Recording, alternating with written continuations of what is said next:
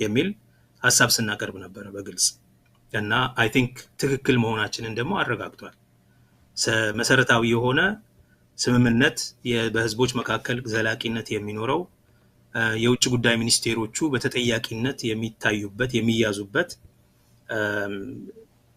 ሰላማዊ ግንኙነት በጥቅም ላይ በአገራዊ ሉዓላዊ ጥቅሞች ላይ አትኩሮት የሰጠ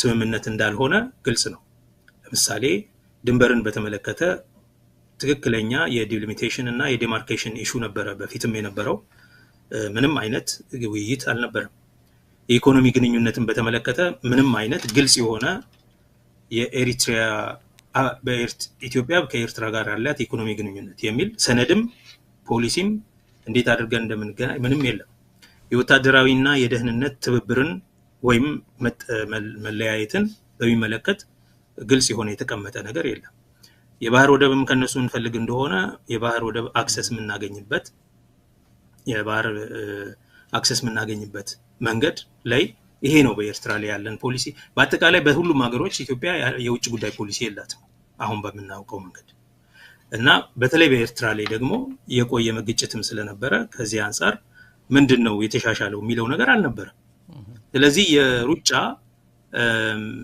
ገና ለገና ህወሓት ተመልሶ ስልጣኔን ይነጥቀኛል የሚል ስጋት ስላለው ለስልጣኑ አጥር መስራት ነው ልክ ሪፐብሊካን ጋርድ ምናምን እንደሚያዋቀረው የታማጆር ሹም ገሎ ሌላ የታማጆር ሹም እንደሚያመጣው ሴኩሪቲ ሪፎርም ያለ ጀነራሎቹን ፐርጅ እንደሚያደርገው ልክ እንደዛ አሁን ሴኩሪቲ ሪፎርም በዲሞክራሲያዊ ሽግግር ወደሚደረግበት ሀገር ይደረጋል ይታወቃል ጁዲሻል ሪፎርም ኢኮኖሚክ ሪፎርም ፖለቲካል ሪፎርም ኤሌክቶራል ሪፎርም ሚዲያ ሪፎርም ይሄ የተጠበቀ ነው በማንኛውም ከኦቶሪቴሪያን ስርዓት ወደ ዲሞክራሲ በሚሄድ አገዛዝ እሱን ስንጠብቅ ምንም ሽግግር ሳይደረግ ምክንያቱም እሱ የሽግግር መንግስት አይደለም የኢህአዴግ ለውጥ ፈላጊ ባላደራ መንግስት ነው ማለት የነበረው ጠቅላይ ሚኒስትር ሪዛይን ስላደረገ አዎ በዚህ መንገድ መቀጠል አንፈልግም ስለዚህ እናሸጋግራለን በሚል ነው ከመጣ በኋላ ግን ሽግግሩ ነኝ ነው እና እኛ ያኔ ሪፎርም ምናምን ሲሉና የማይሆን የሃንድ ፒክ የተደረጉ ሰዎች ሲሾሙ ማን ሰጠ ይሄን ማንዴት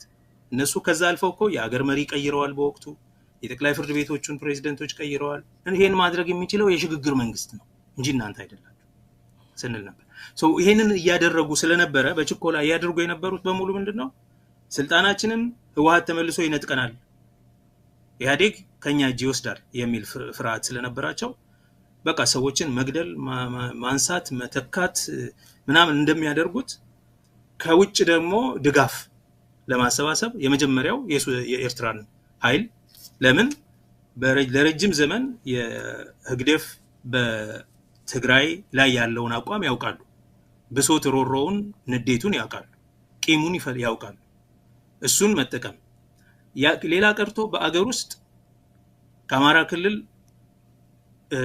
አንዳንድ ቅስቀሳ ነበር የተጀመረው ጊዜው አሁን ነው ወልቃይትን የማስመለስ ራያን የማስመለስ ምናምን የሚሉ ከመንግስት ውጪ የሆኑ ኃይሎችንም ጭምር ነው ግን አጀግነው አስታጥቀው አሰልጥነው ወደዛ ለማሰማራት ሲጎትጉቱ የነበረው ማለት ነው እና ይሄንን ሲያደርጉ የጦርነት ፓክት ነበር ጦርነት አይቀሬ እንደነበረ በወቅቱም ስንናገር ነበር I think that proved to be right ይሄ ሆነ እንደተባለውም የተፈራው ጦርነት ተጀመረ ተባብረው የትግራይን ህዝብ ለማጥፋት እስከ መጨረሻው ድረስ እስከ ፕሪቶሪያ ስምምነት ቀን ድረስ የፈለገውን የሚያስፈልገውን መስዋዕትነት ተከፍሎ ሁሉም ሰራዊታችን እስኪያልቅም ድረስ ብንሄድና የትግራይን ህዝብ ግማሹን በመፈናቀል ግማሹን በስደት ግማሹን በመግደል ካጠፋን እኛ መንግስታት ስለሆነን አገሮች ስለሆነን ትልልቅ ስለሆነን ተመልሰን የመቋቋም አቅም አለን እነሱም ከዚህ በኋላ አይኖሩ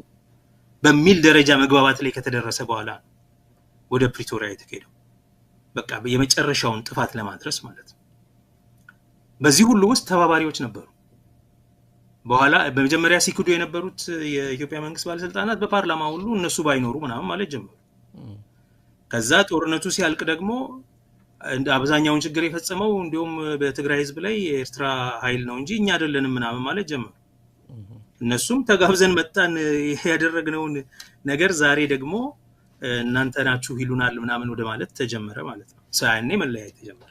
የሁለቱ ግንኙነት የተፋለሰው ልክ ከፋኖና ከአማራ ኃይሎች ጋር እንደተፋለሰው ከፕሪቶሪያ ስምምነት በኋላ ለምን ጦርነት አብቅቶ ወደ ሰላም ሲመለስ የጦርነት ፓክቱ አንሰርቲንቲ ውስጥ ገባ። ምንድነው ከዚህ በኋላ የሚሆነው?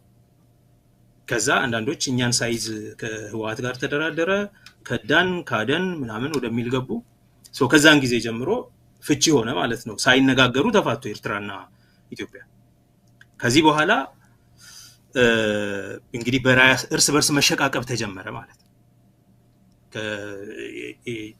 ኢሳያስም ከጸረ አብይ ቡድኖች ጋር የመገናኘት እርስ በርስ የመደራጀት የመነጋገር ነገር ጀመረ። ይሄኛውም ጸረ ኢሳያስ የሆኑ ኃይሎችን የማጀገን በአገር ውስጥም ቢሮ የመክፈት የማበረታታት ምናምን ስራ ተጀመረ። በውጭም ደግሞ ከተለያዩ ወገኖች ጋር በመሆን አንዳቸው ሌላቸውን የማሳጣት ስራ ተጀመረ። እነዛም ከግብጽ ከሶማሊ ከሱዳን ጋር ይተባበራሉ። ይሄኛው ከዩናይትድ አረብ ኤሚሬትስ ከሌሎቹ ጋር በመተባበር ኬሜቲን በመደገፍ ወደዛ ሁኔታ ውስጥ ተገባ ማለት ነው። ናው ይሄ ያለው ሁኔታ ነው። አሁን በድንገት ደግሞ የባህር የአሰብ ጥያቄ ኢትዮጵያን የባህር በር ባለቤት የማድረግ ንግግር ሁለት ነው። አንደኛ የአብይ ኢምፔሪያል ዲሉዥን አለ። የቀድሞ ክብር ኢትዮጵያን ኤርትራን ጨምሮ አንድ የማድረግ ምናምን ከዚህ በፊትም ሲል ነበር እሱ ደጋግሞ። ይሄ የመደመር በሚል የሚነገረው ኢምፔሪያል ዲሉዥን አለ። ሜሳያኒክ ሚሊኔሪያን ይለዋል አንድ ታሪክ ምሁር። ሚሊኔሪያኒዝም ኢትዮጵያን ሚሊኔሪያኒዝም ማለት ይሄ ንግርቶች አሏቸው የኢትዮጵያ ነገስታት ድሮ። ያው ለምሳሌ ቴዎድሮስ ሲመጣ ንግርት ነበረ። አንድ ቴዎድሮስ የሚባል መሪ ይመጣና ከዛ በኋላ ኢትዮጵያን ከጋላ ኢየሩሳሌምን ከቱርክ ነፃ የሚያወጣ ምናምን ተብሎ የሚነገሩ ነው። እነዚህ ሚሊኔሪያን የሆኑ የመሲሃዊነት ፖለቲካዎች የኢትዮጵያ ስርዓቶች ውስጥ ያሉ የቆዩ ዲሉዥኖች አሉ። ኢምፔሪያል ዲሉዥን ስላቸዋለሁ እና አብይ እንደዛ አይነት ችግር አለበት። ሜጋሎሜኒያክ የሆነ ኢምፔሪያል ዲሉዥን አለበት። ከዛ አንፃር በቃ አሰብን አምጥቼ ኢትዮጵያን ትልቅ አድርጌ ምናምን የሚል ቅዠት አለው። ከዛ ባሻገር ግን አብዛኛው በስሩ ያሰባሰባቸው መካሪ አማካሪዎቹ የደርግ ዘመን ኩርፈኞች ናቸው። አቶ በረከት ስምኦን አንድ ጊዜ የደርግ ዘመን ኩርፈኞች ይላቸዋል። የተቃዋሚ መሰረታዊ የማህበራዊ መሰረቶች እና እንደዛ የደርግ ኩርፈኞች አሉ። ካሳይ ጨመዳ ምናምን ማለት ነው። አማካሪዎች እነዚህ ናቸው። እነ ዳንኤል ክብረት ምናምን በደርግ መሸነፍ አዝነው የቆዩ አሁን በአብይ ዙሪያ ተሰባስበው የደርግን ቅዠቶች ህልም አድርገው ለመተግበር የሚፈልጉ ማለት ነው። በመሰረቱ ደርግ አልተሸነፈም ለማለት ጦርነቱን አሁን ሪሊቲጌት እያደረጉት ነው። ትግራይ ላይ ያን አይነት የዘር ማጥፋት እርምጃ ሲወሰድ ሁሉ ዘፋኝ ካህን ምን ሳይቀር ተሰባስቦ ደረት እየመታ ሄደው የነበረው ቤሲካሊ በደርግ ጦርነት አልተሸነፍንም አሁን መጣለን እስካሁን እየተዋጋን የቆየ ነው ነገሩ ቀጥሏል። 27 አመት ሙሉ ይላሉ። አሁን ብዙ ጊዜ እንደዚህ ተፈጸመብን ምናምን ሲል ከደርግ ጋር የተደረገውን ጦርነት ሪሊቲጌት የማድረግ ነገር ነው። ደርግ ሲወድቅ አገራችንን አላግባብ ነው ያጣ ነው ኤርትራን ማለት ነው የሚሉ ኃይሎች ስሜታቸው እንደዚህ አይነት ኢምፔሪያል ዲሉዥን ያላቸው ኃይሎች አማካሪዎቹ ስለሆኑ the inner circle ይሄ ስለሆነ ማለት ነው። በተቃዋሚ መንገድ ያው ኢዜማ ምናምን የምትላቸው ውስጥም ያሉ ሰዎች እንደዚህ አይነት ናቸው። አብዛኛው ምርኮኛ ወታደር ፕሪዝነር ኦፍ ዎር የነበረ ነው ማለት ከኢሳት ውስጥ ያሉት ምናምን የምታያቸው ሰዎች በሙሉ ኤርትራ የነበሩ ጀነራሎች ልጆች የነበሩ ምናምን ናቸው እኮ አሁን ከኤርትራ ጋር ሆነው ብዙ ነገር ሲሉ የነበሩት ከአብይም ጋር ሆነው ትግራይ ላይ ሲዘምቱ የነበሩ ያ ሴንቲመንት ያላቸው ሰዎች ያንን ራስን ሪዲም የማድረግ ደርግ አልተሸነፈም የሚለውን ስሜት ለማድረግ የሚያራምዱ አሉ። ይሄ ሞር ሴንቲሜንታል እና ሳይኮሎጂካል ነው፣ ስነ ልቦናዊ ነው እንጂ ፖለቲካዊ የሆነ አለ አይደል እንትን አይደለም። ግን ምንድነው ፖለቲካዊው ጥቅም ካልክ የፕሮክሲ ጦርነት ነው። የመካከለኛው ምስራቅ የውክልና ጦርነቶች አካል ነው። የጂኦፖለቲካል ኢንተረስት አካል ነው። ይሄ የመን፣ ሳውዲ አረቢያ፣ ዩናይትድ አረብ ኤሚሬትስ፣ አሜሪካ፣ ትልልቆቹ የምዕራብ ሀገሮች እስራኤልን ጨምሮ ወዘተ ሌላ ፖለቲካ ነው እዚህ ጋር ያለው። ሌላ ቼዝ ጌም ነው ያለው ማለት ነው። በዚህ ምክንያት ነው እንጂ በግልጽ ምን እንደሚፈልጉ እኮ ግልጽ አይደለም። ባለቤትነት ነው፣ የባህር በር ጥያቄ ነው፣ የጦር ካምፕ ፍለጋ ነው፣ ኔቫል ቤዝ ማለት ነው፣ የባህር ኃይል ቤዝ ፍለጋ ነው የሚለው ነገር ብዙ ጊዜ ተደጋግሞ እንደተተነተነው ግልጽ አይደለም። በዛ ሴንቲሜንት ይሄ የደርግ የኩርፈኛ ደርግ ሴንቲሜንት ሲመጡ አሰብን የማስመለስ እና የሚል አለ፣ ኢምፔሪያል ቅዠቱ አለ። እንደው በቃ ሳቪ ለመሆን ሲሞክሩ ደግሞ 120 ሚሊዮን ህዝብ ይዘን የባህር በር የሌለን ብቸኛ ሀገር ነን፣ የባህር በር ያስፈልገናል ይላል። የባህር በር ከሆነ የምትፈልገው እሱ ዓለም አቀፋዊ የህግ መብት ነው። መብትን የምትፈልግ ከሆነ የምታገኝበት መንገድ አለ። ወይ በኪራይ ነው፣ ወይ በሌሎች ጥቅሞች ነው፣ ወይ ግዛት ስዋፕ በማድረግ ነው። ቴሪቶሪ ትለዋወጣለህ ሌላ ቦታ ነው። ማአት መንገዶች አሉት እና እሱን ማድረግ ይቻላል። የረጅም ጊዜ ውል መፈራረም፣ ሊዝ መደራረግ ይቻላል። የተለያዩ ነገሮች ማድረግ ይቻላል። ሌሎች ኢኮኖሚ ትርፎች ከታሪፍ ከቀረጥ ነፃ፣ የከረንሲ ተመሳሳይ አለ አይደለ? እንደዚህ ከረንሲ ማመሳሰል ወዘተ ሁሉ ማድረግ ትችላለህ። ማአት መንገድ አለው። እሱ እንዳልሆነ ግልጽ ነው አሁን እንደምናየው። የባህር በር ነው ደግሞ ሲሉ የነበሩት የባህር በር ነው በርበራም ላይ ምናምን ሲፈልጉ የነበር የባህር በር አንደኛ ባህር ኃይል ያለው ሀገር አይደለም። አሁንም የኢምፔሪያል ቅዠት ካልሆነ በቀር ያ ዲሉዥን አካልና ሳይኮሎጂካል ነገር ካልሆነ በቀር የባህር በር ኦኬ ይሄን የሚያክል ሀገር በባህር አካባቢ ላይ የሚደረጉ ጂኦፖለቲካል ኢንተረስትን ለማስጠበቅ የባህር ኃይል ያስፈልገዋል ከተባለም እሱም አግባብ አለው የምትደራደርበት በወታደራዊ ውይይት ወታደራዊ ግንኙነቶችን የምታስተዳድርበት ማለት ነው። እሱም አግባብ አለው። በዛም መንገድ አይደለም የሚሄዱት። አሁን ጦርነት እስከማሰብ የሚሄዱ ከሆነ አንደኛ እነዚህን ኤግዞስት ማድረግ አላቸባቸው። ዲፕሎማሲያዊ የሆነውን ኢኮኖሚክ የሆነውን ሚሊተሪ ስትራቴጂክ የሆነውን ግንኙነት ኤግዞስት ማድረግ ነበረባቸው። አላደረጉም። እንደዚህ አይነት ደግሞ አሁን በመፈክሮቹ የምታየው ነገር የባለቤትነት ጥያቄ ነው እያነሱ ያሉት። ከዚህ አንፃር ስታይ ይሄ መጨረሻው ጸረ ህዝብ የሆነ ሊቲጌት በጦርነት ተሞክሮ ተሸንፈው በሬፈረንደም የጸና የሉዓላዊ አገር መብትን የለም በጉልበት እንደረምሳለን የሚል አካሄድ ነው። ይሄም እንደገና የኢትዮጵያን ፖለቲካውን ብቻ ሳይሆን አሁን ደግሞ ዲፕሎማሲውን ሚሊታራይዝ የሚያደርግ ነው። ፖለቲካውን ማህበረሰቡን ሚሊታራይዝ አድርገውታል። ታጣቂውን እኮ ያበጁት እነፋኑን ምናምን እኮ መሳሪያ በገሃድ ከተማው ላይ ለቀው ነው። ገና በፊት ስንለው ነበር ይሄን ማህበረሰባዊ ጦረኝነት እየበዛ ነው፣ በሰርግ በቀብሩ ላይ ሁሉ ተኩስ ሰው እየገደለ ነው ስንል ነበር። ከዛን ጊዜ ነው የጀመረው። ማህበረሰባዊ ጦረኝነት ነበረ፣ ፖለቲካዊ ጦረኝነት ነበረ። ፖለቲካው ሚሊታራይዝድ ሆኖ አገሩን የሚያስተዳድረው ጀነራል መግለጫ የሚሰጠው እኮ ስለ ሰላም ስለ አገር ምናምን ጀነራሎቹ ናቸው። እና አሁን ደግሞ ሄዶ በዲፕሎማሲውን ጭምር የጉልበት የሬድ ዲፕሎማሲ ሆነ ማለት ነው። ባህር በር እንፈልጋለን ዜርፎር እንወጋለን።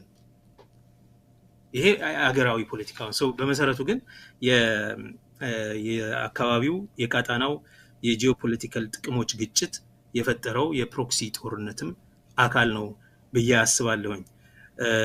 ሰው 7 አመቱን ስትገመግመው የጫጉላ ጊዜ ነበረው፣ በምንም ግልጽ ያልሆነ የዩፎሪያ ጊዜ ነበረው። ከዛ በመቀጠል የጦርነት ስምምነት ነበረ፣ ጦርነት ፓክት። ጦርነቱ ደግሞ በሰላማዊ መንገድ በድርድር ሲቋጭ ሲሆን ወደ ሌላ የኃይል አሰላለፍ ለውጥና እንደገና ወደ ሌላ ጦርነት የመግባት አካሄድ ነው። ግን ጦርነቱን የሚገፋው ከኢምፔሪያል ዲሉዥን ባሻገር የአካባቢያዊ የቀጠናዊ የጂኦፖለቲካል ጥቅሞች ሽቅድምድም ስክራምብል ፎር ዘ ሬድ ሲ ፎር ዶሚናንስ ኢን ዘ ሬድ ሲ ነው ብዬ አስባለሁ። በጣም አመሰግናለሁ። ከዚህ ጋር ያያይዘ የፕሪቶሪያ ጉዳይ እንዳስተውስ ዶክተር የፕሪቶሪያ ዝም ብለን ያው ጦርነቱን ስንነካካው ፕሪቶሪያ ደም አፋሳሹ ፕሪቶሪያ ላይ ጊዜውም ቢሆን በሌላ ፎርም በህግ በማውጣት ነዳጅ በመከልከል ሰብአዊ እርዳታ በመከልከል መንገድ በመዝጋት አይዲፒን በማሰቃየት የጦርነት ሌላ ፎርም ቢቀጥልም ቢያንስ የጥይት ድምጽ መቆሙ አንዱ ትሩፋት እሱ አንዱ ሰላም ማግኘቱ ኢትዮጵያውያንም ከሌላ ቀጣይነት ካለው ሞት መቋረጡ ማለት ነው። የትግራይ ዕጣ ፈንታ ምንድን ነው? ህወሓት ሰርዣለሁ አለው። ፕሪቶሪያ ያለው ሰላም ብዬ ጨብጫለሁ ባለው ግን ከዛ በኋላ አንተዋውቅም ተባለ። አላቅም አለው። ህግ አውጥቶ ሰርዣለሁ ተባለ። ቲዲኤፍ ዲዲአር ፈጽም ቶሎ ራስን ዲስማንትል አድርግ ዲስባንድ አድርግ ሰራዊት ፈትን አሉ። ፊልድ ማርሻሉ እንደሰማው ጅማ ላይ ቶሎ ትጥቃችሁ አስረክቡ ከፈለጋችሁ ተገንጠሉ አለ። ፖለቲካ ፓርቲ ተሰርዟል።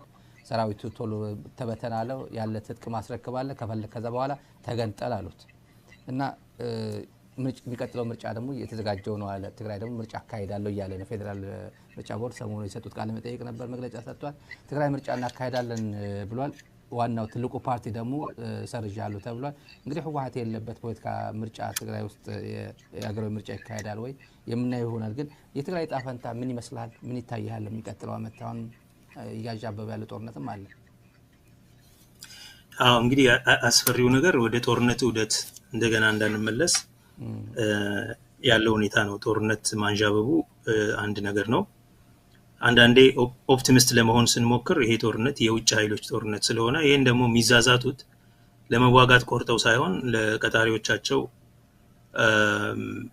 ምላሽ ለመስጠት የሆነ ነገር እያደረግን ነው የእናንተን ኢንተረስት ለማስጠበቅ ለማለት ያህል እየተንቀሳቀሱ እንደሆነ ስለምናስብ ደካሞችም ስለሆኑ በተለይ የአብይ አህመድ መንግስት በጣም የተዳከመ ስለሆነ እንደዛ አይነት ጦርነት ማካሄድ እንደማይችል የታወቀ ስለሆነ ላይ ከሰት ይችላል የሚል እምነት አለ። ኦፕቲሚስት ስንሆን ግን ደግሞ ራሽናሊ የሚያስብ መንግስት አይደለም። ጠዋት ተነስቶ እንደተሰማው ስሜት ነው ወደ ውሳኔ የሚገባውና ኤኒ ታይም ምንም ነገር ኤክስፕሎድ ሊያደርግ ይችላል። የፕሪቶሪያ ስምምነት አይ ቲንክ ገና ከመጀመሪያው አንዳንድ ችግሮች አሉት ብዬ አምናለሁኝ እኔ። መቀጠል እንችላለን ዶክተር፣ በጣም ይቅርታ። መልካም። ፕሪቶሪያን ሳቦታጅ ለማድረግ የአብይ አህመድ መንግስት ከመጀመሪያው ገና ተፈርሞ በሰዓታት ውስጥ ነው ኢትዮጵያ አሸነፈች ብሎ ንግግር ሲያደርግ ያን የሆኑ ከልብ ያልተቀበሉት እንደሆነ ግልጽ ነበር። በትግራይ ተደራዳሪዎች ወገን ያኔም በዛው መድረክ ላይ እንኳን በግልጽ ብዙ ኮንሴድ እንዳደረጉ ብዙ ነገር ለቀው እንደሆነ መልቀቅ የሌለባቸውን ከአቋማቸው ብዙ እንደሰጡ አሳልፈው እየተናገሩ በብዙ መከፋት ግን ምንም ቢሆን አንድም ይሁን ሁለት ሰው በህይወት ማቆየት የሚቻል ከሆነ በዚህ መፈራረም ምክንያት በሚል የተደረገ እንደነበረ እናስታውሳለን። ቁርጠኝነቱን በጣም ማንም ሰው አይተማመንም ነበር። ምክንያቱም እንደዛ ተቸግረህ እጅህ ተጠምድዶ ተጠምዝዞ በአሜሪካውያኑ ግፊት አንተም ማሸነፍ አትችልም ብቻህን፣ ስለዚህ ብትስማማ ይሻላል ተብሎ የሄደ የአብይ አህመድ መንግስት ኢትዮጵያ አሸነፈች ብሎ ሲፎክር ያን የሆኑ ይሄንን ስምምነት ከግብ እንዳይደርስ ለማድረግ ብዙ እንደሚራመዱ ግልጽ ነበር። ለኔ የዛን ጊዜ ሆኖ የትም የሚደርስ አይደለም ይሄ የሚል ስሜት እንዲኖረኝ አድርጎ ነበር። ይልቅ ተስፋ ይዘራበት የተጀመረው ኬንያ ላይ ጀነራሎቹ መገናኘት ሲጀምሩ ነው። ናው ስምምነቱ ላይ እኔ አንድ ችግር ብዬ የማየው በዋናነት የትግራይ መንግስት ሆኖ በምርጫ የተቋቋመ መንግስት ሆኖ ምርጫውን በተቃወመ መንግስት ጦርነት ውስጥ ገብቶ ማለት የትግራይን የሉዓላዊነት ማለትም የውሳኔ በላይ የውሳኔ ኤክስክሉሲቭ ውሳኔ ባለቤትነት እኛ ዲሞክራሲያዊ ባልሆነ እድሜው ያለ ዲሞክራሲያዊ ማንዴት በተራዘመ መንግስት መቀጠል አንፈልግም። ህዝባችን የህገ መንግስታዊ እድሜ መንግስታችን ህገ መንግስታዊ እድሜ ሲያበቃ መምረጥ አለበት በማለታቸው ከመቼውም ጊዜ በላይ አሳታፊ በነበረ ከመቼውም ጊዜ በላይ ህዝቡ ሁሉ በተሰበሰበበት ከመቼውም ጊዜ በላይ ህግ የምርጫ ህግና ኮሚሽንን ጭምር አሻሽለው ወደ ኮንሶሲዬሽን የሚጠጋ ወደ ስልጣን መጋራት ሁሉ የሚጠጋ ፕሮፖርሽናል ሪፕሬዘንቴሽንን ከግንዛቤ የከተተ የምርጫ ስርዓት ተደርጎ የተመሰረተ መንግስት ነበር። ከመቼውም ጊዜ በላይ በህዝብ ይሁንታ የጸና መንግስት ነው። ያ መንግስት ስለተቋቋመ ነው ወደ ጦርነት የተገባው። ህግ ማስከበር ምናምን የሚል ፈሊጥ የወጣው ኦፍ ኮርስ ለማዋጋት ቀድሞውንም ነበር። ይሄንን መንግስት የዚህን መንግስት ህልውናና ተቀባይነት መሸርሸር አልነበረበትም። በዚህ መንግስት ምክንያት በህዝቡ ፍቃድ የተቋቋመ መንግስት ምክንያት ይሄ በመቋቋሙ ነው ጦርነት የተገባውና ወደ ፕሪቶሪያ ሲኬድ እንደ ትግራይ መንግስት ሳይሆን እንደ ህወሓት ነው ከናንተ ጋር መንደራደረው ተብሎ ሲኬድ እሱ ተገቢ አልነበረ። እሺ ሁሉን ነገር እንደፈለክ አይሆንም። ያው የትግራይ መንግስት ማለት ህወሓት ነው በዋናነት። ስለዚህ ህወሓትን ቢባል ያው ችግር የለም። ሁለተኛው ግን እዛ ጋር የተፈጠረ ችግር ዛሬ ድረስ የትግራይን ህዝብ መከራ ያስከፈለው ብዙ ዋጋ ያስከፈለው በትግራይ የሽግግር መንግስት ይቋቋማል የሚል ስምምነት ተስማሙ። በሽግግር መንግስት መቋቋም ያለበት በኢትዮጵያ ነው እንጂ በትግራይ ኃይሎችና በኢትዮጵያ መንግስት መካከል በጋራ የሚሆን የሽግግር መንግስት ነው እንጂ ህጋዊ ማንዴት ያለው በምርጫ የተቋቋመ የትግራይ መንግስት ከዛም በኋላ ደግሞ ጦርነት በመጣ ጊዜ ጦርነቱን በህዝብ ማንዴት ህዝብን አሰባስቦ እንደገና አደራጅቶ አስታጥቆ ለድል ያበቃ የመመከት ጦርነት ያካሄደን መንግስት ለምንድነው እንዲሻርና በሱ ቦታ የሽግግር መንግስት እንዲቋቋም የሚደረገው? ጦርነት ውስጥ የነበሩ ኃይሎች የሽግግር መንግስት የሚያቋቋሙበት ሁኔታ ምንድነው? አንደኛውም በበላይነት ጦርነቱን ሊያሸንፍ ስላልቻለ፣ ሁለቱም ደግሞ ፖለቲካዊ ቅቡልነት ያጡና በተለይ ደግሞ ዋናው እንደ መንግስት ሆኖ የሚንቀሳቀሰው በፖለቲካ መንገድ ችግሩን መፍታት ስላልቻለ ወደ ጦርነት ገብቷል። ስለዚህ የፖለቲካ ቅቡልነት የለውም ማለት ነው ቢያንስ በአንድ ክልል። ስለዚህ አንተ እንደ አገር መንግስት ሆነ ለማስተዳደር በጦርነት ደም የተቃባ ስለሆንክ አሁን የሚቋቋመው በስምምነቱ አግባብ በሁለታችሁ የጋራ ባለቤትነት የሚቋቋም መንግስት የሽግግር የሚባለው ለዛ ከሁለታችሁም የተውጣጣ ሲሆን ሌሎችንም ያቀፈ ነው መባል የነበረበት። ያንን ሳይሆን ዋናው ችግር ያለበት የሌጂቲመሲ ክራይሲስ የደረሰበት በሰላማዊ መንገድ አገሩን በማስተዳደር ያልቻለው በጦርነትም ማሸነፍ ያልቻለው ህግ ማስከበርም ብሎ ያልቻለው መንግስት እሱ ነበር የሽግግር መንግስት ማቋቋም ያለበት። ትግራይም አባል የሆነችበት ማለት ነው። ምክንያቱም በስምምነት ነው እነሱ ወደ ሰላም የመጡት። ስለዚህ የትግራይ ኃይሎችና የኢትዮጵያ የአብይ አህመድ መንግስት በጋራ የሚያስተዳድሩት የሚያስኬዱት የሽግግር መንግስት ነው እንጂ የትግራይ ክልል መንግስት ጥያቄ ውስጥ መግባት አልነበረበት። አንፎርቹኔትሊ በትግራይ የሽግግር መንግስት ይቋቋማል የሚለውን ተስማምተው መጡ። አብይ ከዚህ ሁሉ የስምምነቱ አካል ስለ ዲዲአር፣ ስለ ህዝብ መመለስ፣ ስለ ግዛቶቹ መለቀቅ፣ ስለ ብዙ ነገሮች፣ ስለ ሰብአዊ እርዳታ አንዱንም እርምጃ ሳይወስድ ትልቅ አድርጎ ነገር የወሰደው ምንድነው? የሽግግር መንግስት ማቋቋም በሚለው ላይ ፕሪሳይስሊ ዛጋ ነው ነገሩ። የሽግግር መንግስት አቋቋሙ ከዛ እሱን ወይ ኮኦፕት ለማድረግ ወይም እሱን ለመሸቀብ እንቅስቃሴ ተጀመረ ማለት ነው።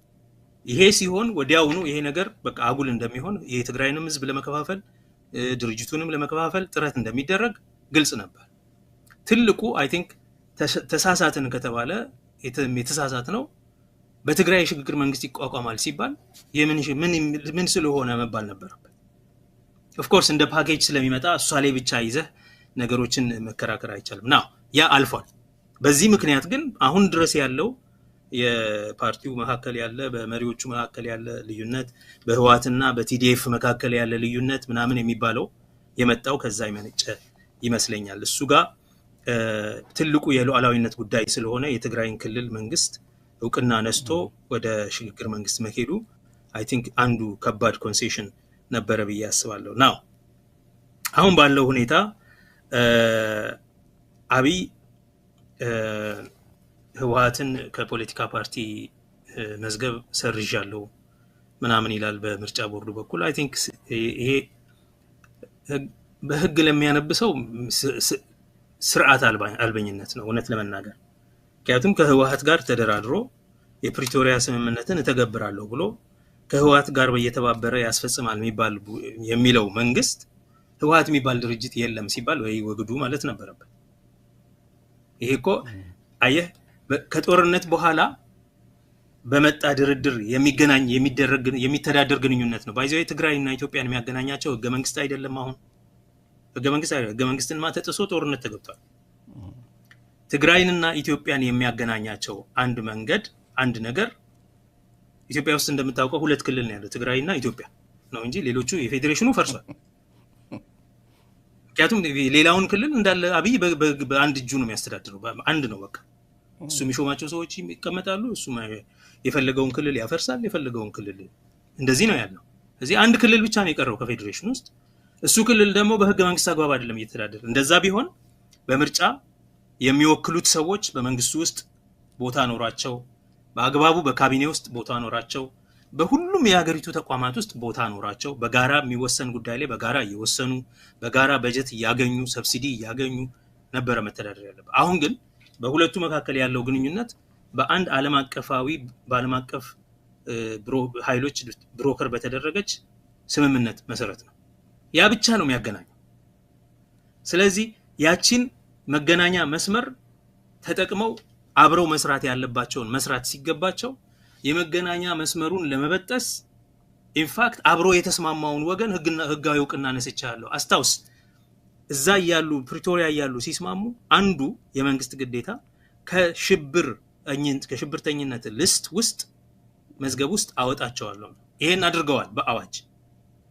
ይሄን ካደረጉ በኋላ አሁን ደግሞ በሰላማዊ በምርጫ ቦርድ ህጋዊ አይደላችሁም ይሏቸዋል። it just doesn't make sense።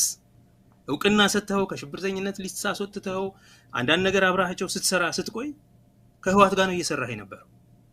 at the same time ይሄን ፓርትነርህን የስምምነት ፓርትነርህን ህጋዊ አይደለም ብለ በሌለ ህግ ማለት ነው። ምክንያቱም ትግራይንና ኢትዮጵያን የሚያስተዳድረው የሚያገናኘው መንገድ የኢትዮጵያ ህጎች አይደሉም፣ የኢትዮጵያ ህገ መንግስት አይደለም፣ ስምምነቱ ነው። ስምምነቱ ስለሆነ ስምምነቱ የበላይነት ይኖራል። በዛ መሰረት ህዋት ምንም አሉ ምን የሚቀጥል ነው ማለት ነው። ህጋዊ መሰረት አለው በህገ መንግስት በስምምነቱ መሰረት ያ እንዳለ ነው ያለው ማለት ነው። የምርጫ ቦርድ ወሬ ያው አብይ ለማስመሰልም ሌላ እርምጃ ለመውሰድም እንደዚህ ነገር ስለሚያደርግ ነፃና ገለልተኛ ተቋምም ስላይደለ በህግም ተጠያቂነት ስለሌለበት ያ ተቋም ከሰህም አቤት ብለህም የምታስተካክለው ነገር ስለሌለ it's a lost cause ማለት ነው። a lost case እነሱ ሰዎች ጋር ያለው ግንኙነት በመሰረቱ ምንም ቦታ የላቸውም ነው። ትግራይ መስማትም የለበትም። በእኛና በኢትዮጵያ በሚባል ኤንቲቲ መካከል ያለው ግንኙነት መስመር የፕሪቶሪያ ስምምነት ነው ብለው የፕሪቶሪያ ስምምነትን እኛ በጽናት ይዘን ጠብቀናል፣ ይተግበርልን ብለናል። አልቻሉም፣ አልተገበሩም። እንዲተገበሩት ዓለም አቀፋዊ ጫናም ካስፈለገ ይደረግ። ይሄ የማይሆን ከሆነ እኛ በስምምነቱ ስፔስ ውስጥ በስምምነቱ ማዕቀፍ ውስጥ እንቆያለን። እኛ እዛ ነው ያለነው። ይሄ የማይፈጸምና አሁን ሌላ ጦርነት የሚታወጅብን ከሆነ ደግሞ እንግዲያው ስምምነቱ ፈርሷል ማለት ነው፣ ሌላ ጉዳይ ነው። አንዳንድ የትግራይ ኃይሎች አሁን እንደሚሉት ሁሉም ኦልሞስት በፊት ጦርነቱ ከመጀመሩ በፊት ሀገረ ትግራይ ይሉ የነበሩ ልጆች እኔም ማቀው የውናት ውድብናት ትግራይ ቲፕ የሚባለው ማለት ነው። አሁን ግን እነ ሳልሳዊ ወያኔ ሁላ ይላሉ ህልውናችንን ለማስጠበቅ ሀገራዊ ህልውናችንን ለማስጠበቅ ሀገር መሆን ብቻ ነው ያለብን ይላሉ። ህወሓት ውስጥ ያለው በጣም ብዙ ህዝብ ቲዲኤፍ ውስጥ ያለው ህዝብ ምናልባት ተስፋችን ይሄ ብቻ ነው ወደሚል ተኪዷል ማለት ነው። ስለዚህ የትግራይ ዕጣ ፈንታ ምን ይሆናል? በመጀመሪያ ደረጃ ይሄን ጦርነት የሚያስገመግመውን ጦርነት መመከት ነው። ይሄን ለማድረግ ማንኛውንም ድንበር ዘለል ትብብር ጠይቆ እንደሚመጣው አብይ የትግራይ ኃይሎች ማንኛውንም አይነት ትብብር ፈጥረው ይሄን የሚመጣባቸውን ጦርነት መመከት ግዴታቸው ነው። ወቅታዊና ታሪካዊ ግዴታቸው። አማራጭ የለም። አንዋጋም ብለው እጃቸውን ሰብስበው ቢቀመጡም ጦርነት እየመጣባቸው ከዚህ በላይስ ደግሞ ምን ማድረግ ይቻላል?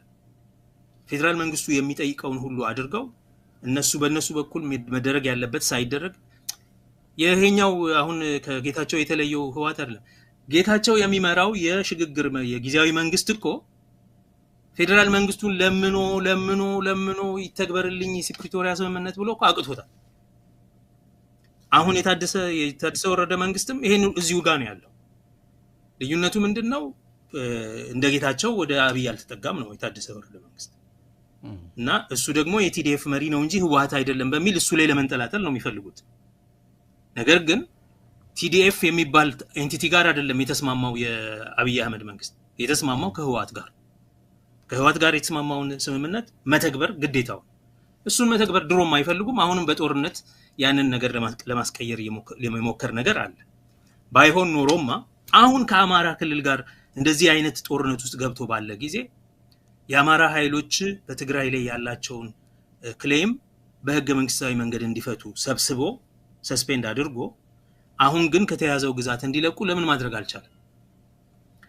የኤርትራ ኃይሎች በኢትዮጵያ ግዛት ውስጥ አሉ፣ እነዚህ እንዲለቁልን የኢትዮጵያ መንግስት ጫና ያደርግ ሲባል አንድ ቀን ትንፍሽ ብሎ አያውቅም። የአብይ መንግስት ይሄንን አያደርግም። ስቴተስ ኮ አንቴ ጋር አይሄድም። ስለዚህ የሚመስለኝ እኔ ምንድነው የሚመጣው? አንደኛ ትግራይን መከፋፈልና በያው አፋር ውስጥ ታጣቂዎች አሰማርቶ ወደ ክልል ውስጥ ለመግባት ጦርነት ተጀምሯል። ቨርቹዋሊ ነው የትግራይን ኃይሎች ከፋፍሎ በራሱ በኩል የሚሰለፉ ቡድኖችን አሰማርቶ ሰራዊትም አለኝ ብሎ ስልጠና አካሄዶ አስታጥቆ ጦርነት ቤሲካሊ ጀምሯል። ይነስ ይብዛም ጦርነት ጀምሯል። ከዚህ የበለጠ ደግሞ በፌደራል መከላከያ በምን ሰበብ እንደሆነ የሚዋጉት አይታወቅም። ምን ትግራይ ምን አደረገ ብለው ምን አጀንዳ ይዘው በምን ምክንያት እንደሚዋጉ አናውቅም። ለመጀመር የቸገራቸው ኦፊሻሊ ትግራይ የወሰደው እርምጃ ስለሌለ ነው። እስካሁን ድረስ እርምጃ እንዲወሰድ ነው የሚፈልጉት እና እስካሁን ሰበብም አላስቀመጡም። በአንድ በኩል አሰብ ምናምን እንሄዳለን ደግፉን ይሏቸው ነበረ። ስለማይደግፋቸው ስላልደገፉ ሊዋጉ መቼም አይመስለኝም። በሌላ በኩል ከኤርትራ ጋር ይገናኛሉ ምናምን። ታዲያ ለምን አይገናኙም? እንኳን እነሱ የአገር መሪ ሆነው የአገርን ኢንተረስት እና ሉዓላዊነት ለመሸጥ እነሱ ይደራደሩ የለ ከማንም ጋር። ትግራይ ለህልውና ከማንም ጋር ቢነጋገርስ? መነጋገር ደግሞ ማንን በደለስ? ማለት መነጋገር እኮ የአገርን ሉዓላዊነት አሳልፈ እስካልሰጠ ድረስ መነጋገር ምን ይገርማል? ተነጋገራችሁ ተመሳጠራችሁ ምናምን ይላሉ። እሱንም ከሆነ ማየት ነው እንግዲህ ጠብቁ። በእኔ እምነት ግን በአጠቃላይ ትግራይ አሁንም በጦርነቱ ነው ጠብቅም ተብሎ ነበርኩ አልጠበቅም ብሎ ነው እንጂ ኤግዛክትሊ። ይሄ ነው ክህደት ማለት። ትግራይ ላይ ምን ብሎ ጦርነት እንደሚጀምር የቸገረው ነው ይመስለኝ። ምክንያት እየፈለጉ ነው ይመስለኝ። ጦርነት ለመጀመር ግን ጥረት አላነሰም። አሁን በአፋር በኩል ታጣቂዎች አስነስተው ዋጅራት ገባው ምናምን ገቡ ምናምን የሚባለው እኮ የጦርነት እንቅስቃሴ ነው። ይሄ ኦሬዲ ጦርነት አለ ማለት ነው በትግራይ ህዝብ ላይ። በትግራይ ሉዓላዊ ግዛት ላይ ጦርነት አለ። በፊት ያልተለቀቀው ብቻ አይደለም፣ አሁንም የመግባትና የመረበሽ ነገር ሁኔታ አለ ማለት ነው። ስለዚህ ይሄን በትዕግስት ማሳለፍ ከተቻለና እንደገና አብይ አህመድ የፕሪቶሪያ ስምምነትን ያቺን ገመድ እንድትኖር ህልው እንድትሆን ለማድረግ ኖርማላይዝ የማድረግ እንቅስቃሴ የሚመጣ ከሆነ ማክሲመም ጫና ማድረግ። ያማ ማይሆን ከሆነ ግን መርጠህ ሳይሆን ጦርነት ሲመጣብህ ቁጭ ብለህ አታይም። ሌላ ጦርነት መምጣቱ የማይቀር ነው ማለት ነው። ለዚህ ነው የትግራይ ኃይሎች እንደ ሌሎች የኢትዮጵያ ኃይሎች ሁሉ ለሰላም የሚሆን ጸረ ጦርነት የሆነ ትብብር ለማድረግ ለነሱም ወሳኝ ጊዜ ነው። ከሌሎች ኃይሎች በእኔ በኩል በብሔሮች አጋርነት በኩል አሁን ከትግራይ ኃይሎችም ጋር በሁለቱም መንገድ በሰላማዊ መንገድ ትግራይን በሚመለከት ወደ ህገ መንግስታዊ ምናምን መመለስ የሚባል ነገር የለም። ትግራይን በሚመለከት ወደ ፕሪቶሪያ ስምምነት ገመድ ለመመለስ።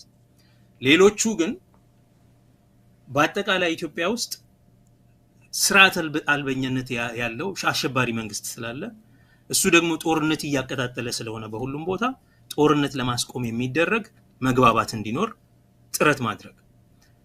ወደ ስምምነት የማይመጣ ወደ ፕሪቶሪያ ስምምነትም የማይመለስ ከሆነ ከሌሎቹም ጋር ሰላም የማያወርድ ከሆነ የመጨረሻ በጦርነት ለሚመጣ ድርድር ጦርነት ለሚመጣ ሰላም መዘጋጀት አስፈላጊ ይሆናል። ልክ በሌሎቹ መካከል የምናደርገው የትብብር እንቅስቃሴ በሰላማዊ መንገድም በጦርነታዊ መንገድም የሰላም ትብብር እንደመሆኑ መጠን ከትግራይ ጋርም ትግራይም የሚያደርጋቸው የራሱ ትብብሮች ካሉ ከኤርትራም ጨምሮ ማለት ነው ከሌሎችም ሀገሮች ካስፈለገ። ምክንያቱም የህልውና ጉዳይ ጦርነት አይጀምርም። ከተጀመረ ግን መኖር አለበት።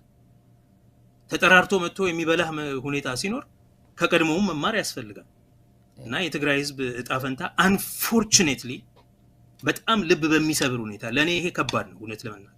ያ ጦርነት እንዲቆም ብዙ ነው የደከመው እና አሁንም ያ ህዝብ ገና ሳያገግም እንደገና ወደ ሌላ ደም መፋሰስ እንዲገባ ከዛ በላይ የሚያሳዝነኝና የሚያስፈራኝም የሚያቃዠኝም ነገር የለም እውነት ለመናገር። ነገር ግን አሁንም በእብሪት እናንበረክከዋለን፣ የቀረውንም እንጨርሳለን። በስደትና በስደተኛ በዲስፕሌስድ ፐርሰንስ ካምፕ ውስጥ ያለውንም ህዝብ እንደገና ለሌላ እልቂት እንዳደርጋለን ብሎ የሚመጣ ካለ የታጠቀ ኃይል ካለ ይታገላል፣ የፖለቲካ ኃይልም ካለ በፖለቲካ መንገድ ይታገላል። ይሄ የማይቀር ሀቅ ነው። ስለዚህ ያለው ሁኔታ ይሄ ነው ይመስለኝ። በእኔ እምነት ግን ይሄ መንግስት አቅም ኖሮት እዛ አይነት ሁኔታ ውስጥ የትግራይን ህዝብ ደግሞ እንዳያስገባ ጥረት መደረግ አለበት። በሌሎች የኢትዮጵያ የፖለቲካ ኃይሎች በኩል የሚደረገው ትብብር አንዱም ሌላ እልቂት በዛ ህዝብ ላይ የመጀመሪያው እልቂት ከዛ ሳያገግም የኢትዮጵያ መንግስት ተጠያቂነትን ማስፈን አለበት። የትግራይን ጦርነት በተመለከተ ተብሎ በፕሪቶሪያ መንግስት ኃላፊነት ሲሰጠው በስምምነት ኃላፊነት ሲሰጠው ያደረገው የሰላም የሽግግር ፍትህ ለማምጣት የሚደረግ ፖሊሲ ብሎ በኢትዮጵያ ደረጃ ማለት ነው ከየት እንጀምር ከደርግ ጊዜ እንጀምር ከኃይለ ሥላሴ እንጀምር ምናምን የሚል የሽግግር ፍትህ የተጠየቀው እኮ ኃላፊነትን ለማምጣት በፕሪቶሪያ ስምምነት መሰረት ነው። እሱ ላይ ምንም አይልም። ሌሎቹም ጋር ሄዶ ያወያያል። ይሄ ቀልድ ነው። እሺ ይሄ እናወያያችሁ ሲባል ራሱ የትግራይ ክልል መንግስት ለምን ማለት አለበት? እኛ የምናውቀው የሽግግር ፍትህ የሚለው በጦርነቱ ተጠያቂነትን ጉዳት ያደረሱ የዘር ማጥፋት ያደረሱ ሰዎች ተጠያቂ የሚሆኑበትን ማዕቀፍ በሚመለከት የሚል ነው ስምምነታችን ውስጥ ያለው። ይሄን ከኛ ጋር መወያየት ከፈለጋችሁ we are ready። ከዛ ውጪ ግን የፍትህ ሚኒስቴር የሚያዘጋጀውን የሽግግር ፍትህ ፖሊሲ ተቀበሉ አትቀበሉ እሱ ጉዳያችን አይደለም። እኛ በዛ ማዕቀፍ ውስጥ የለንም። አየ ህጋዊ ግንኙነት የለም እያልኩ ነው። ቴክኒካሊ ካሰብከው የለም። እና እንደዚህ አይነት ሁኔታ ውስጥ ስላለ እኔ አሁንም የምጠይቀው ሌሎቹ የኢትዮጵያ ኃይሎች ትብብር ሲጠይቁ በተለይ ደግሞ በአጽንኦት ማየት ያለባቸው 1 ሚሊዮን ህዝብ የተፈጀበት የትግራይ ህዝብ ለዛኛው ምላሽ ሳይሰጥ ከዛ ህመሙ ሳያገግም በዛ ምክንያት ከመጣበት መፈናቀል ወደ መንደሩ ሳይመለስ የጦርነትና የሰላም ሁኔታ ያለየ ሁኔታ ውስጥ እያለ ሌላ ተጨማሪ የዘር ማጥፋት አደጋ የሚያስከትል ጦርነት የሚመጣ ከሆነ ይሄንን ኃይል ለማስቆም አሁን አይ ቲንክ ሌሎች የተቃዋሚ ኃይሎች ልክ ለማስቆም ትልቅ ኃላፊነት አለባቸው። ትልቁ ግብአት የሚሆነውም ነገር ጥቅሙም አሁን የምንለው አይነት ትብብር ከተሳካ በተለይ በኦሮሞ ኃይሎች እና በአማራ ኃይሎች በኩል የሚደረገው ትብብር ከተሳካ አንዱ ጥቅሙ በትግራይ ህዝብ ላይ ዳግም የተቃጣውን የጦርነት አደጋ መቀልበስ ነው። ባይ ዘ ዌይ ያንን ፍትህም ከጦርነት በኋላ የሚመጣ ፍትህም ኃላፊነቱ በኢትዮጵያ የፖለቲካ ኃይል ሆኖ የሚቀጥለው የሽግግር ቡድን ስለሆነ ይሄንንም ከግንዛቤ በመክተት ትግራይን ከስምምነት ባሻገር ወደ ኢትዮጵያ ማዕቀፍ ወደ ኢትዮጵያ ህጋዊና ህገ መንግስታዊ ማዕቀፍ የመሰብሰብም ኢንጋዘሪንግ ስራም ነው የሚጠብቀው የሽግግር ከዚህ በኋላ የሚሆነው መንግስት ማለት ነው። ቢኮዝ የአብይ አህመድ መንግስት አስወጥቶታል። ጭራሽ ደግሞ አሁን ከድንቁርና ነው የሚናገሩት። ይሄ መሄድ ይችላሉ ይልቀቁ ይውጡ ምናምን የሚሉትን ማለት ነው መገንጠል ይችላሉ የሚለው ንግግር አሁን መቼ አንድ ላይ ነን? መቼ ትግራይ እኮ የለም በኢትዮጵያ ህገ መንግስት ማዕቀፍ ውስጥ የለም እኮ። ሌትስ ቢ ክሊር። እኔ ለምን የኢትዮጵያ ፖለቲካ ሊቃን ሁሉ ይሄን ነገር እንደማይረዱት ኢትዮጵያና ትግራይ አሁን የተለያዩ ኤንቲቲዎች ናቸው እኮ። ግልጽ መሆን አለበት። ይሄ ዜግነት አልተሻረም፣ ግን ህጋዊ ግንኙነታቸው እንደ ኤንቲቲ ማለት ነው። በኢትዮጵያ ውስጥ ሌሎቹ ክልል ናቸው። ይሄኛው ግን ከክልልነትም የዘለለ ነገር ነው። እንደ ክልሎች በህገ መንግስትና በክልል አይነት አይደለም የሚተዳደረው። በቀጭን ገመድ ነው የተያያዘው። እሷን ደግሞ አብይ እየገዘገዘ ነው በየቀኑ። ህወሓት ፈርሷል ሲል ፕሪቶሪያን አፍርሻለሁ እያለ ፕሪቶሪያ ከፈረሰ የትግራይ ህዝብ ምንድነው ያለው? ብቻውን ነው የቆመው ማለት ነው። ይሄን ከተረዳ ሌላው የፖለቲካ ኃይል አሁን ይሄ የምንሰባሰበው ለመሰባሰብ የምንሞክረው ማለት ነው መረዳት ያለበት ነገር ትግራይን ወደ ኢትዮጵያዊ የኢትዮጵያ ብሔሮች የግንኙነት ማዕቀፍ ውስጥ ለመሰብሰብ ኢንጋዘሪንግ ስራ ለመስራትም በዛ የደረሰውን የግፍ ማዕትንም በኃላፊነት ለመረከብም ጭምር ማለት ነው። እኛ ስላለንበት አይደለም ግፉን በመፈጸም እንደ ሀገረ መንግስት ግን የሀገረ መንግስት ሸክም ስለሆነ ያ ይቅርታ መጠየቅ ቢያስፈልግ ይቅርታ ጠይቆ ካሳ ማድረግ ቢያስፈልግ ካሳ አድርጎ የተጠያቂነት ቢያስፈልግ ተጠያቂነት አድርጎ የሬኮንሲሊየሽን ስርዓት ፕሮሲጀር ማስጀመር ካለበት ይሄንንም ሁሉ ለማድረግ ትከሻ ማስፋት የሚያስፈልገው የሰላም ትብብር ነው ማለት ነው። ይሄን መረዳት አለባችሁ ሰዎች። እንዲሁም በዚህ ጉዳይ ላይ በተደጋጋሚ ፕሮግራም መስራት ካስፈለገ መስራት አለበት። ከዚህ በመለስ ግን ትግራይ ኦሬዲ ከህገ መንግስቱ ስርዓት የተነጠለች ከኢትዮጵያ ማዕቀፍ የተነጠለች ከመሆኑ አንፃር ሌላም እርምጃ ወስደን ሬፈረንደም እናደርጋለን። ምርጫ አይደለም ሬፈረንደም እናደርጋለን። በቃ እኛም የሚጠብቀንም ከሌላም ኃይል የሚጠብቀን መብታችንን የሚያስጠብቅ የለም ውጭ ነን ካሉ ይሄንንም የማድረግ ተስፋ መንገዱ ክፍት ነው። እነዚህ እንደሚሉት መገንጠል ትችላላችሁ በእብሪትና በአላርል በቃ ስለሚያምረን ደስ ስለሚለን ሳይሆን ጭንቅ ስለሆነብን ማለት ነው። ካስፈለገ ወደዛ መሄድ ይቻላል።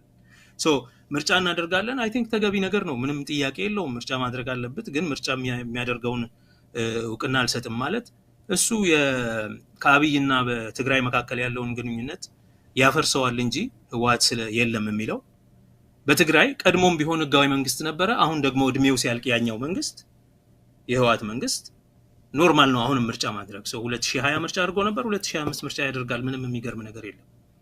አሁንም ያንን ማድረግ ወንጀል ነው የሚል ካለ ደግሞ እንግዲያው በምንድነው እኔ እናንተ የምንገናኘው? እኛ ያለ ምርጫ እስከመቼ ነው የምንኖረው ብሎ መጠያየቅ ያስፈልጋል። ግን በአንድ በኩል ህወሓትን አፍርሻለሁ ሲል ፕሪቶሪያ የሚባል ነገር አፍርሻለሁ እያለ ነው።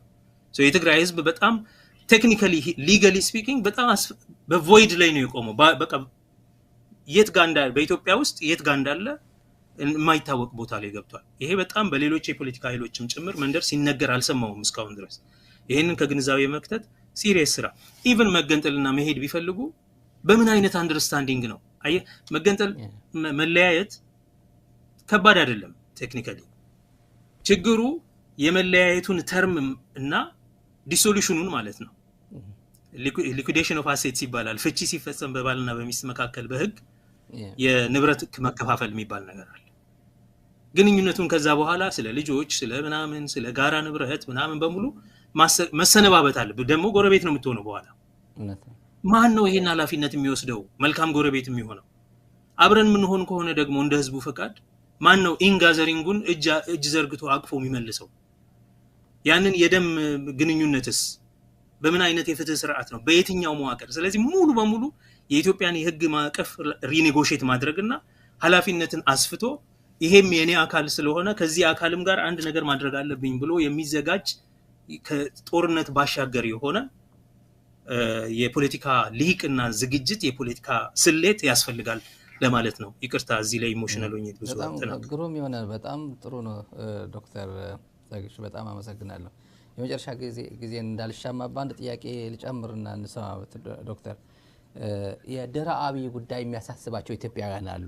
በተለይ ደግሞ የብልጽግና ፋርሴ ቡላ የምትሏቸው በተለይ በአፋን ኦሮሞ ጠቅላላ ብልጽግና የሚባል ከፈረሰ ይሄ መንግስት ከወደመ ወይም ከፈረሰ የነዚህ ኃይሎች እርስ በርሳቸው አይግባቡም፣ የፖለቲካ አመለካከታቸው አንድ አይደለም። አንደኛው መገንጠል የሚፈልግ ነው፣ አንደኛው ኢትዮጵያን ላስተዳድር ልግዛ ወደ ንጉሰ ነገስትነት ልቀይራት ያው እኔ ንጉስ ልሁን የሚለው ኤኒዌይ የፋኖን ለማለት ነው። የኦሮሚያን ደግሞ ልገንጠል ባይ ነው ይሉታል ኦላን።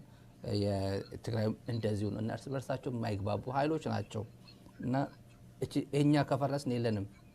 የድሮ ያንተ ተማሪም ይቅርታ አድርግልኝ እንጂ ሽመልስ አብዲሳ ያንተም ጓደኛ ጨፌ ኦሮሚያ ሆኖ ሰሞኑ ሲናገሩ የነበረው እናንተንም ጭምር ይወርፋችሁ ነበር።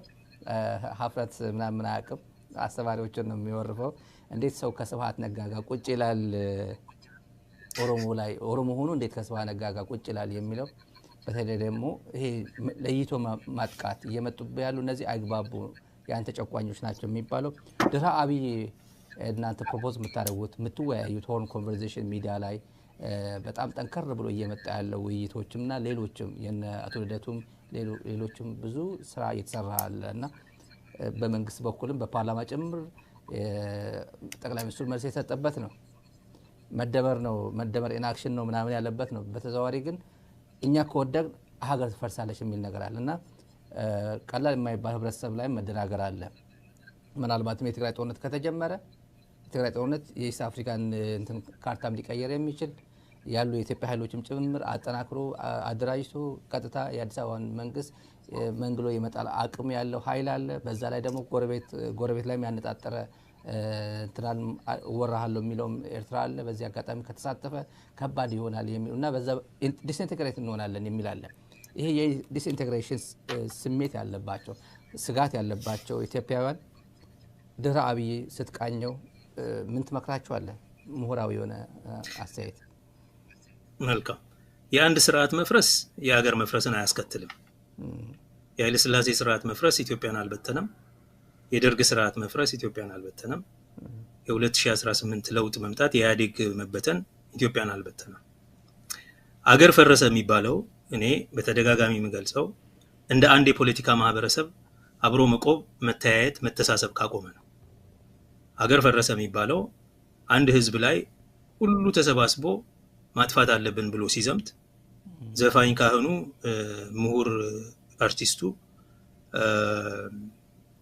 የባህል መሪው በሙሉ ተሰባስቦ ሲል እንደ ፖለቲካ ማህበረሰብ ፈርሰናል። እንደ ፖለቲካ ማህበረሰብ ፈርሰን አሁን እኮ በዓለም አቀፍ ስምምነት መካከል መንገድ የመጣችን ግንኙነትም ለማፍረስ እንኳን አንድም ሰው ጥያቄ ውስጥ እንኳን አያስገባው። መገንጠል ተገንጠሉ ሲባል ምንም ተገንጠሉ ሲባል አንድ ሰው አልተቆጣም። አይተህ ከሆነ ይሄ የኢትዮጵያ ባላደራንን የሚሉ ኃይሎች አንድ ሰው ምንም ነገር አለ። ምንድነው የሚያሳየው? እንደ ማህበረሰብ ፈርሰናል፣ አንተሳሰብም። እንዲያውም አንዳችን በሌላኛችን ላይ ጦርነት እንጠራለን። እኛ ሩቅ አይደለም። በኦሮሞ የሰሜኑ ይለቅ እንጂ የማዳጋስካሩ እዳው ገብስ ነው ምናምን ሲባል ነበር። እንደ ማህበረሰብ ፈርሰናል። አጫሉ ሞቷል፣ ጀዋር ይቀራል ምናምን ሲባል ነበር። እንደ ማህበረሰብ ፈርሰናል። ሀገር የሚበትኑት ኦነጋውያንና ትነጋውያን ናቸው። ፈርሰናል። መደናገርና ፍርሃት የተለመደ ነው። ለውጥ ሊመጣ አካባቢ መንግስት ሊቀየር ከሆነ መደናገጥና ፍርሃት የተለመደ ነው። ይሄ በ1966 ነበረ፣ በ1983 ነበረ፣ በ2018 እንደ አውሮፓ አቆጣጠር ነበረ፣ አሁንም አለ። በ2022ም ነበረ። የትግራይ ኃይሎች ወደ ደብረ ሲና ምናምን ተቃረቡ ሲባልም ልትፈርስ ነው ምናምን የሚል ማስፈራራትም ነበር።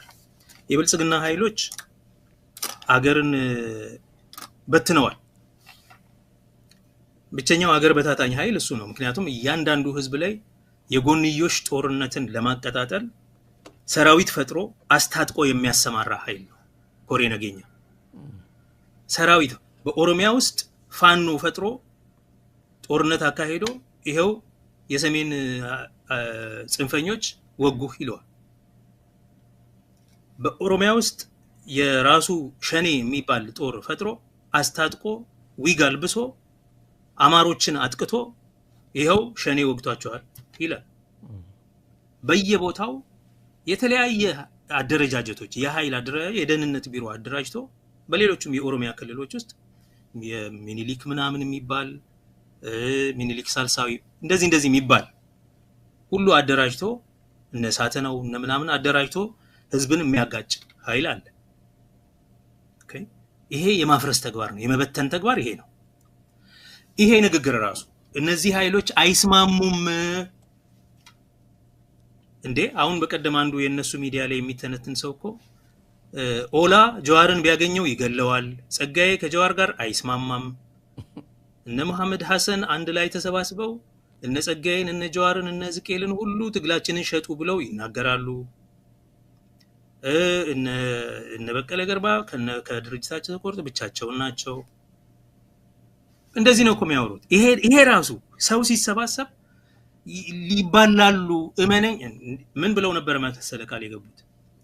ይሄ ስምምነት ይሄ ውይይት የመጀመሪያውም የመጨረሻውም ነው፣ አይደግሙትም ሁሉ ነው የተባለው። እንድንደግመው አይፈልጉም። ምን ማለት ነው? ይሄ ነው መበተን ማለት። የኢትዮጵያ ህዝብ የተበተነው በተጨባጭ በተግባር በመሬት ላይ ተበትኖ ያለው አሁን ነው። የፖለቲካ ኃይሎችን በታትነናል ምናምን ሲሉ እኮ ህዝቡን በትነዋል። እንዴት ይሰባሰባሉ እኛ የበተናቸውን እያሉ ነው። against all odds እጅ ለመያያዝ እየሞከሩ ነው የኢትዮጵያ የፖለቲካ ኃይሎች። ህዝቡን ለማቀራረብ እየሞከሩ ነው። ዛሬ አካንተ ጋር ማድረገው ንግግርም ይሄ ነው አንዱ ስራዬ። ኦኬ፣ እና ኃላፊነት የማይሰማው የሚበትን ቡድን እኮ ነው። ተገንጠሉ ከሚል በላይ በታኛለ እንዴ? ተገንጠሉ ከፈለጋችሁ። እንዲያም ያልሰማው ቀጀላ ሰምተዋል። እንዲያው በዚህ አጋጣሚ ጥሩ አቋረጥኩ እንጂ ጥሩ የሚያደለን የቀጀላ መርዳሳ